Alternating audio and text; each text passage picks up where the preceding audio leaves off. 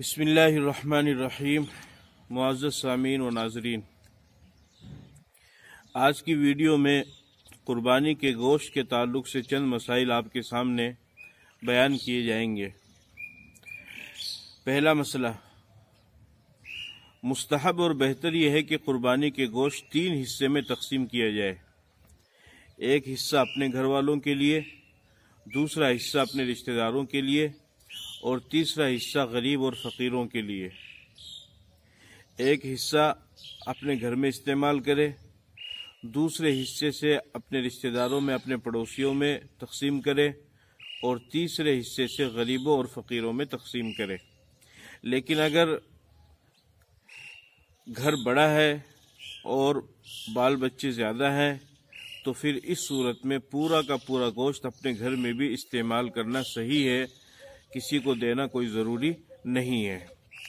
دوسرا مسئلہ، جیسا کہ آپ کو معلوم ہے کہ بڑے 3 جانور میں 7 آدمی شریک ہو سکتے ہیں۔ اب جب ان 7 آدمی کو حصہ دیا جائے گا تو اس وقت صحیح طریقے سے وزن کر کے، تول کر کے بانٹنا ضروری ہے۔ اندازے سے یا یوں اٹکل سے ہی کہ اتنا گوشت تم لے جاؤ، اتنا گوشت تم لے جاؤ، یہ گوشت تم لے جاؤ، یہ مناسب نہیں ہے، اس وجہ سے کہ اس صورت میں وہ سود ہو جائے گا، اور سود کا لینا اور دینا اور کھانا ہر طریقے سے گناہ ہے۔ لہذا جس جانور کے اندر 2 آدمی شریک ہو، 3 ہو، 4 ہو، 5 ہو یا 6 ہو یا 7 ہو، تو جو بانٹنے والا ہے اس کو چاہیے کہ اندازے سے تول کر کے صحیح سب کے درمیان تقسیم کرے کہ کسی ایک کے حصے میں بھی نہ گوشت کم جائے اور نہ ہی زیادہ جائے۔ دوسرا مسئلہ یہ ہے کہ کسائی کو ذبح کرنے کے یا قربانی کرنے کے عوض میں، اس کے بدلے میں قربانی کے جانور کا گوشت دینا یہ مناسب نہیں ہے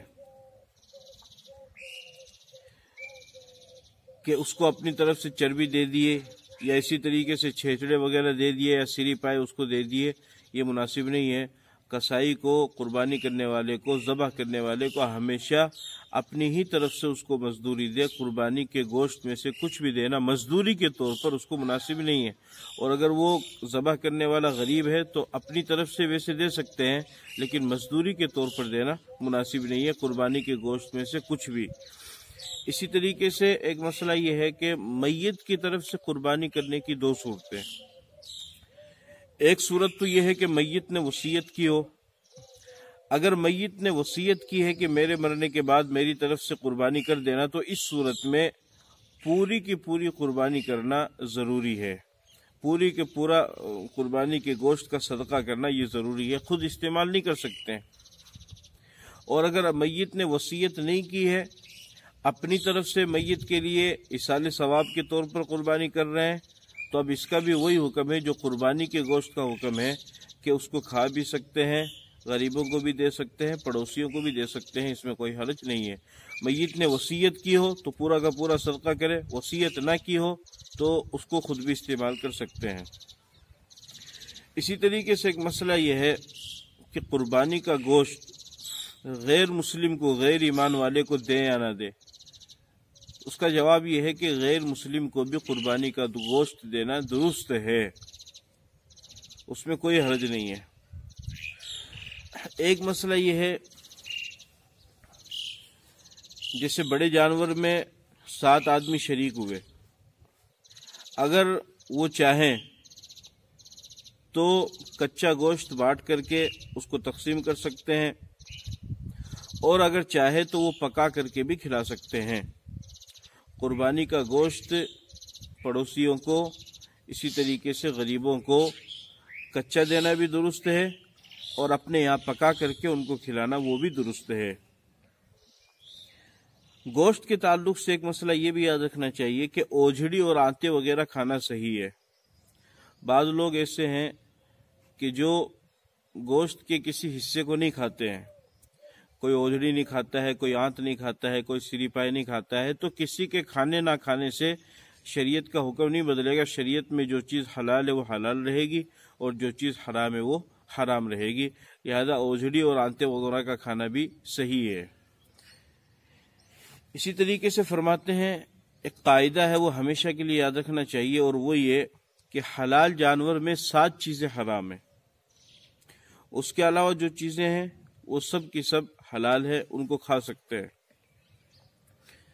جو 7 چیزیں حرام ہیں ان میں پہلے نمبر پہ ہے دم مسفوح، یعنی بہنے والا خون۔ خون انسان کے بدن میں 2 طرح کا ہوتا ہے، ایک بہنے والا اور ایک نہ بہنے والا۔ نہ بہنے والا خون جیسے کلیجی بھی چونکہ خون ہی ہوتا ہے، جمع ہوا خون ہی ہوتا ہے، لیکن وہ حلال ہے۔ لیکن جو بہنے والا خون ہے وہ حرام ہے۔ دوسرا ذکر یعنی پیشاب کی جگہ، جانور کے پیشاب کی جگہ کو استعمال کرنا، یہ بھی حرام ہے۔ تیسرا دونوں خصیتین، فوطے جس کو کہتے ہیں، وہ بھی استعمال کرنا حرام ہے۔ تیسرا مقد یعنی پاخانے کی جگہ کو استعمال کرنا، وہ بھی غلط ہے اور حرام ہے۔ 5واں غدود، سفید سا ہوتا ہے، اس کو استعمال کرنا بھی حرام ہے۔ 6 مسانہ کہتے ہیں پیشاب کی تھیلی، تو جانور کے بدن کے اندر جس جگہ پیشاب رہتا ہے اس کو مسانہ کہتے ہیں، اس مسانہ کو استعمال کرنا بھی حرام ہے، اس کو نکال کر کے پھینک دینا چاہیے۔ اسی طریقے سے 7ویں نمبر پہ ہے پتا، اس کو بھی استعمال کرنا حرام ہے۔ تو حلال جانور میں یہ 7 چیزیں حرام ہو گئی۔ نمبر 1 بہنے والا خون، نمبر 2 پیشاب کی جگہ، نمبر 3 پاخانے کی جگہ، نمبر 4 دونوں خصیے، نمبر 5 غدود، نمبر 6 مسانہ یعنی پیشاب کی تھیلی، اور نمبر 7 پتا۔ اس کے علاوہ جانور کے حصے کو، جانور کے بقیہ اجزاء کو استعمال کرنا اور اس کو کھانا وہ حلال ہے۔ قربانی کے گوشت کے مسائل پورے ہوئے۔ انشاءاللہ کل قربانی کی کھال کے مسائل آپ حضرات کے سامنے آئیں گے، اور پرسوں تو پھر انشاءاللہ بقرعیدی ہو جائے گی۔